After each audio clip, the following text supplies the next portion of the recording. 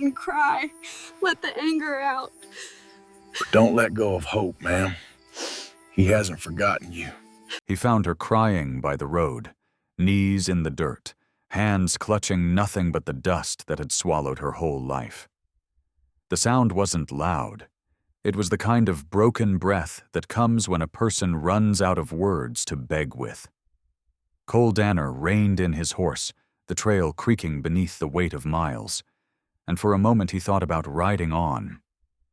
A man learns early not to stop for ghosts, but something in the way she sat, still as a grave and twice as alone, made him climb down.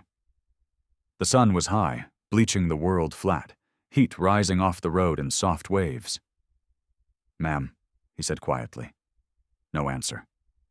She just kept staring at the dirt, her tears cutting pale lines through the dust on her face.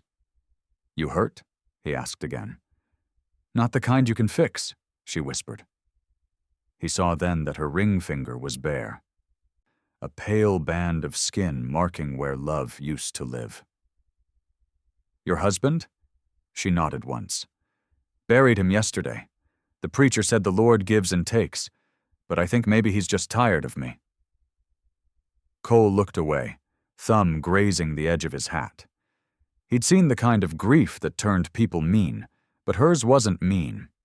It was hollow. "You got somewhere to go?" he asked. "Nowhere worth going," she said. "Everything good I had's under that hill yonder." The wind kicked dust across their boots. He should have left. Trail work was waiting, and strangers carried stories that stuck to a man's conscience. But instead he lowered himself beside her in the road. "Ain't fit to cry alone out here," he said softly. "You'll dry up before the creek does." For the first time she looked at him, eyes rimmed red, lips trembling like she wasn't used to kindness anymore. "You don't even know my name," she murmured. "Don't need to," he said. "Some things a man does 'cause they're right, not 'cause they make sense." She let out a breath that almost sounded like relief. The silence after felt cleaner somehow, like the air had shifted. Above them, clouds drifted slow across the blue, and the world seemed to pause long enough for her sobs to fade into quiet. He didn't offer scripture or comfort, just sat there, hat in his hands, the two of them strangers in the same kind of ache. When she finally stopped shaking, he looked at her and said, "You hungry?" She blinked, surprised, then nodded faintly. He stood, brushed the dust from his coat, and reached down a calloused hand. "Then let's get you off this road." They walked until the sun began to sink behind the low hills, her steps slow but steady, his horse trailing behind like it understood grief better than men ever could. The road curved toward a half-broken way station, just an old shed with a well beside it. But the air there felt gentler somehow, the kind of quiet that might let a person breathe again. Cole led her inside, brushed the dust from a wooden crate, and told her to sit. He rummaged through his saddlebag, pulled out a heel of bread gone hard at the edges, and a small strip of dried meat.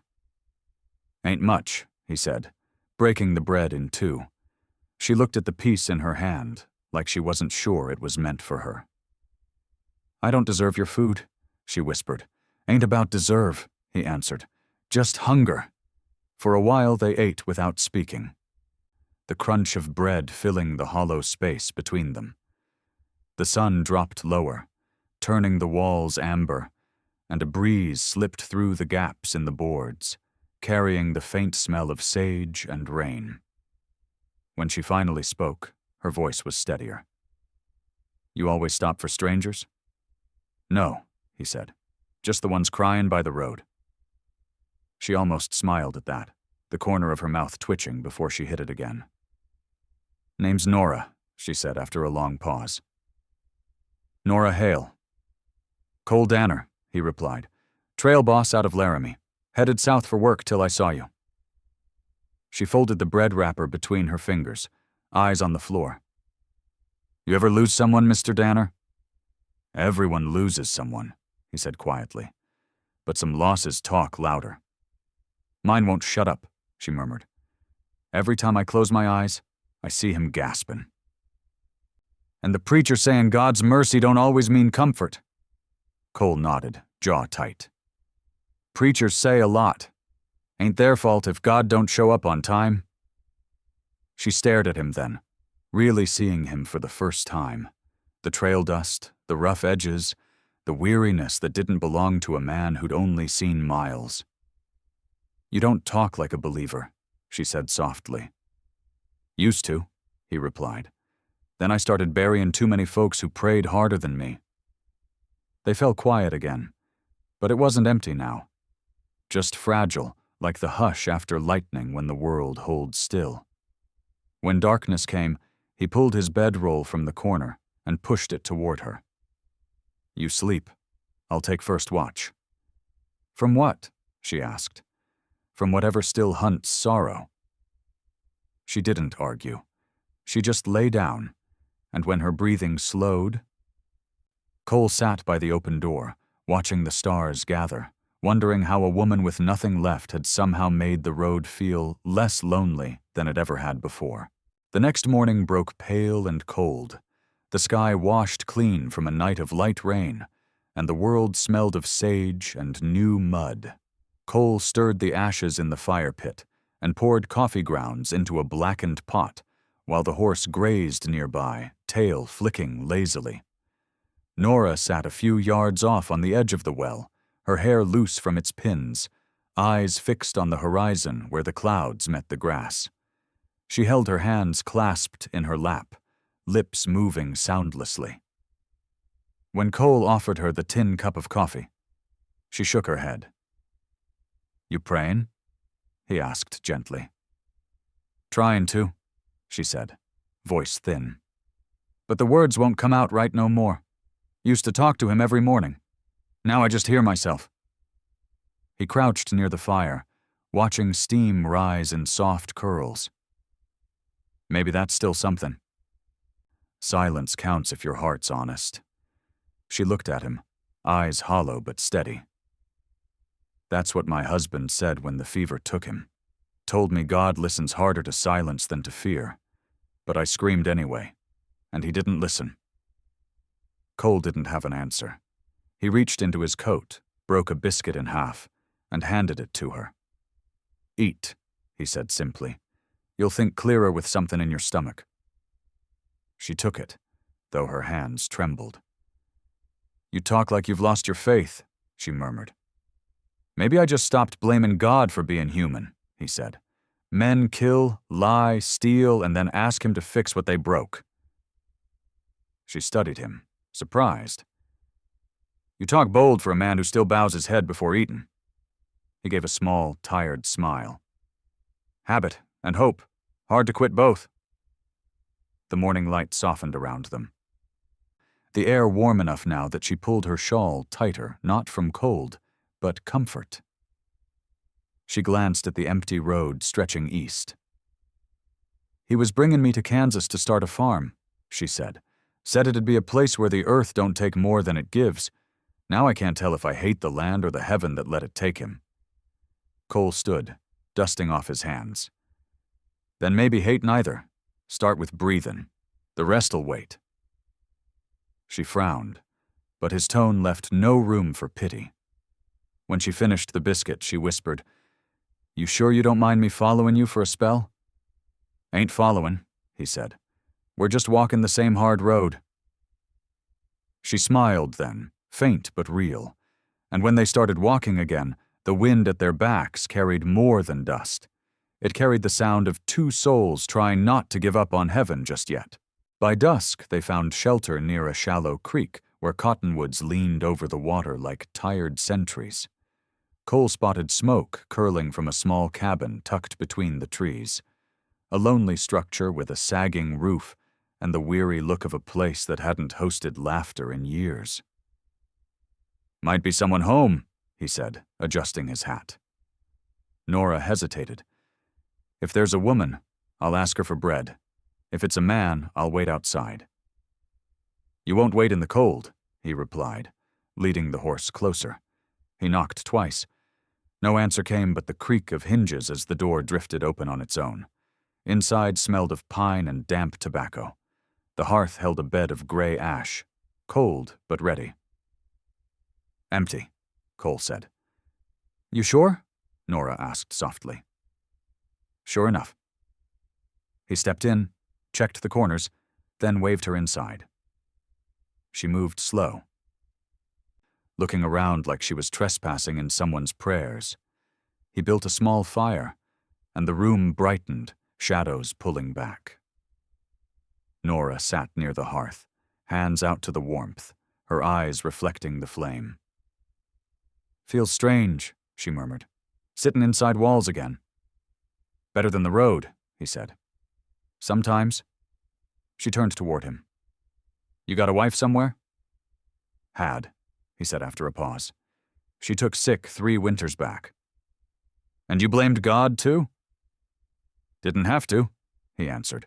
"Figured he was tired of hearing men curse his name, so I kept quiet." She studied him with a kind of fragile respect. "Quiet's harder than cursin'," she said. "Guess we both learned that."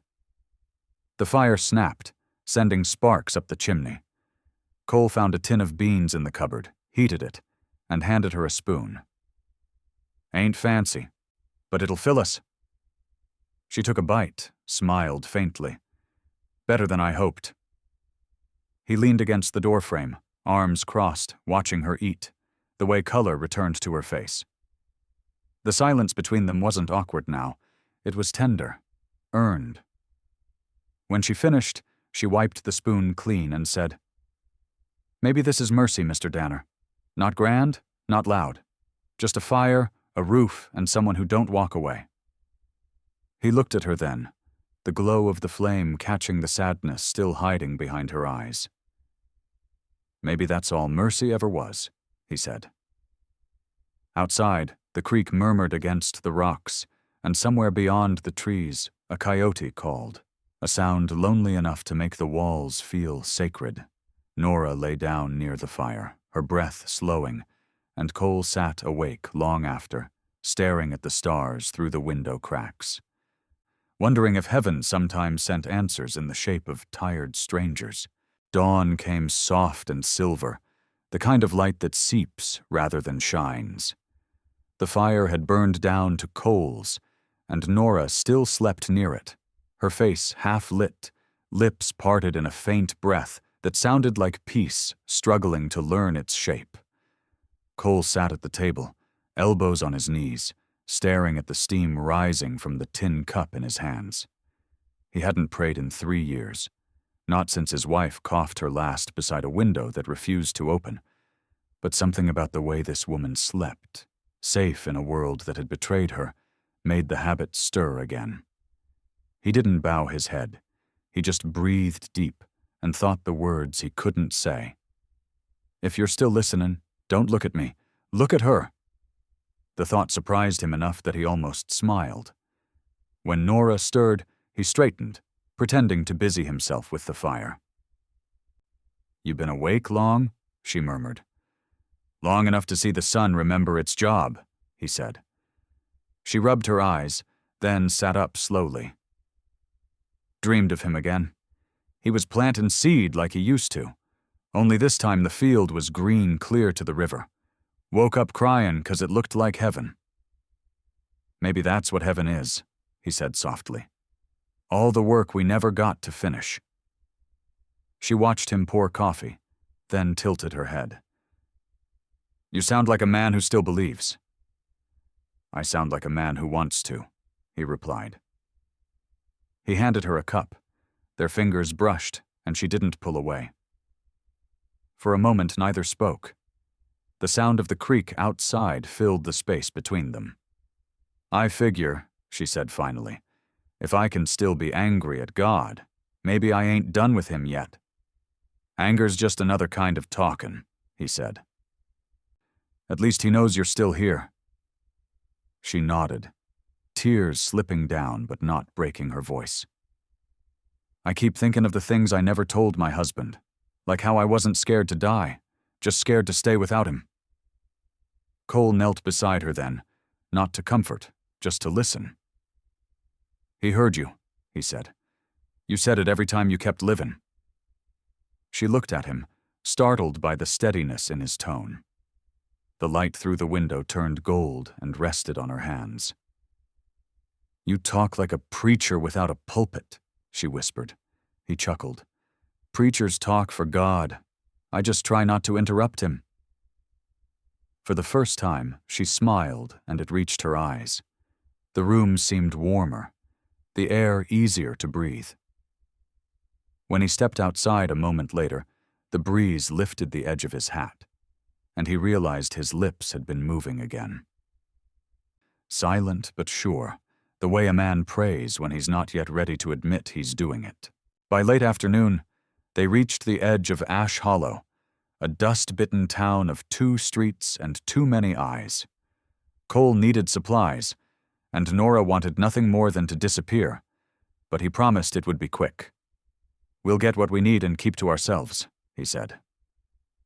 She nodded, though her hands twisted the hem of her shawl as they rode in. The town fell quiet, the way small towns do when strangers cross the line between their comfort and their judgment. A group of men outside the feed store looked up, then nudged each other, muttering. Cole ignored them, tied his horse, and helped Nora down. "You wait here," he said, but she shook her head. "If I start waiting again, I'll never stop." She followed him inside. The general store smelled of leather and flour. The clerk, a wiry man with pale eyes, froze mid-sentence when he saw Nora. "You all right, miss?" he asked too quickly. "Fine," she said. He frowned. "Ain't seen you round before. You from the Miller place? Folks said his wife—" "Don't," Cole interrupted. His tone carried more weight than volume. The clerk swallowed, nodded, and packed their goods. When they stepped outside, the crowd had grown. Whispers drifted like gnats in summer heat. "That's her, the widow who lost her mind. Traveling with him?" Nora's shoulders tensed. Cole moved closer. "Keep walking," he said low. But then a voice rose from the porch, a woman in a bonnet, lips thin with piety. "Shame's one thing, but parading it's another." Laughter rippled. Nora stopped. "You think grief's a parade?" she said, her voice steady but trembling underneath. "Then you never carried it." The woman's smirk faltered. Cole turned to the crowd. "Ain't none of you saints. You all got graves behind your barns. Maybe keep your sermons for the ones still breathing." Silence fell heavy. Nora reached for his arm, eyes bright with something fierce and new. "Come on," she whispered. They walked past the staring faces side by side. The sheriff watched from the doorway, arms folded, but didn't stop them. As they reached the edge of town, the wind rose, lifting the dust around their boots.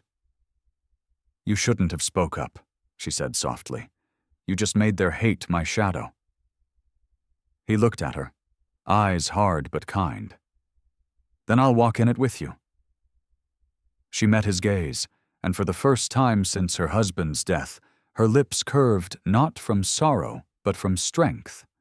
Behind them, the whispers died off, and in the long road ahead, the silence that followed felt like a blessing neither of them knew they'd earned. The wind picked up that evening, rattling the cabin walls like bones remembering their stories. Cole had just finished tending the fire when the knock came. 3 sharp raps that made Nora flinch. "Stay here," he said quietly, taking up his rifle but not cocking it. The door creaked open to reveal Sheriff Ames, rain dripping off his hat brim, eyes flat as tin. "Evening, Cole," he said. "Didn't figure you'd come back this close to town." "Ain't hidin'," Cole answered. "Didn't say you were. Folks are talking, though. Woman seen riding with you. Some think you took her against her will." Cole's jaw tightened. "You know better." "Maybe," the sheriff said, stepping inside uninvited. His gaze found Nora standing near the hearth, her shawl drawn close, chin lifted. "Mrs. Hale," he said, "town's been worried." "About what?" she asked evenly. "About a woman alone," he replied. "You ain't alone," Cole said. "You just said so yourself," Ames answered, "which is why they're whisperin' louder than before." Cole moved between them, voice low. "You got business here, or just curiosity?" "Business," Ames said. "Ain't against the law to help a widow, but it becomes one if she says you won't let her go." Nora stepped forward. "I ain't going anywhere I don't choose." The sheriff studied her for a long moment. "Choice has a way of changing when fear gets in it." Her eyes flashed. "Fear's what I left behind when I buried my husband." Ames sighed. "Then I'll tell him you're fine." He turned to leave, but paused at the door. "Still, Cole, you know how it looks. You and her under one roof. Folk'll twist it till it breaks." "Let 'em," Cole said. "Ain't my job to fix their eyes?" The sheriff tipped his hat to Nora and stepped into the rain. The sound of his horse faded down the trail, leaving only the fire crackling. Nora let out a shaky breath. "You shouldn't have talked to him that way," she said. "You'll give them reason to hate you." Cole stared into the fire. "They don't need reason. They just need someone different." She moved beside him, her hand brushing his sleeve. "Then let me take some of it." He looked at her, eyes heavy with something that wasn't pity. "You already do, Nora. Every time you stay." The fire popped, and in that tiny cabin with the rain pressing soft against the roof, the world outside seemed smaller, meaner, and far enough away that for one quiet night, mercy sounded like breathing the same air without shame. The fire started just before dawn, a thin line of smoke twisting above the feed store and catching flame faster than anyone thought possible. Cole saw it from the ridge while filling the water trough. By the time he reached the edge of town, half the main street glowed orange, the smell of burning grain thick enough to choke. Townsfolk ran in every direction, shouting for buckets and prayer in the same breath. "Where's the marshal?" someone yelled. "Gone to Cotton Bend," another answered. Cole swung off his horse without a word and started hauling water from the well. Nora followed minutes later, skirts damp with dew, eyes wide but steady. "You shouldn't be here," he called, but she ignored him, grabbed a pail, and fell in beside him. The two worked in rhythm, sweat mixing with soot, faces blackened. When the roof of the feed store groaned, Cole shouted for everyone to clear, but a boy broke from the crowd, running toward the barn next door where a horse screamed inside. Cole moved before thinking, tossing the bucket and diving through the smoke. Flames clawed at his coat, heat bit through the fabric like teeth. He found the horse tied and panicked, eyes rolling white. "Easy, boy," he rasped, cutting the rope with his knife. The horse bolted past him, nearly knocking him down. The beam above cracked. He turned toward the door and saw Nora there, hand outstretched, eyes fierce against the smoke. "Cole!" she shouted.